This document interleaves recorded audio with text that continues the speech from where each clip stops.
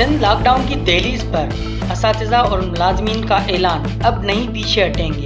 कल से स्कूल, अस्पताल और दफातर बंद। सिंध हुकूमत के खिलाफ तूफानी हड़ताल काल। पेंशन रूल्स में तब्दीली, अब सिंध भर के इदारे तालाबंदी पर तैयार। नेपाल, बांग्लादेश के बाद अब सिंध, क्या ये एहतजाज एक नए अदम इस्तेकाम की तरफ जा रहा है?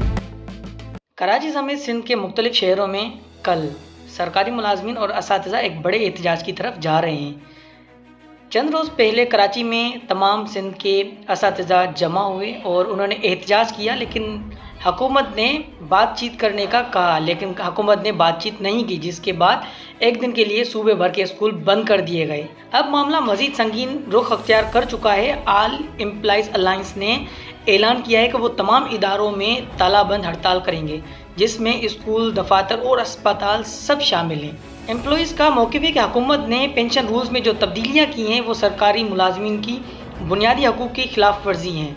उसके अलावा डिफरेंशियल रिडक्शन अलाउंस, वो अलाउंस है जो तनख्वाहों में बुनियादी फ़र्क को ख़त्म करता है, लेकिन सूबाई गवर्नमेंट ने इस हक़ से भी एम्प्लॉइज़ को महरूम रखा है।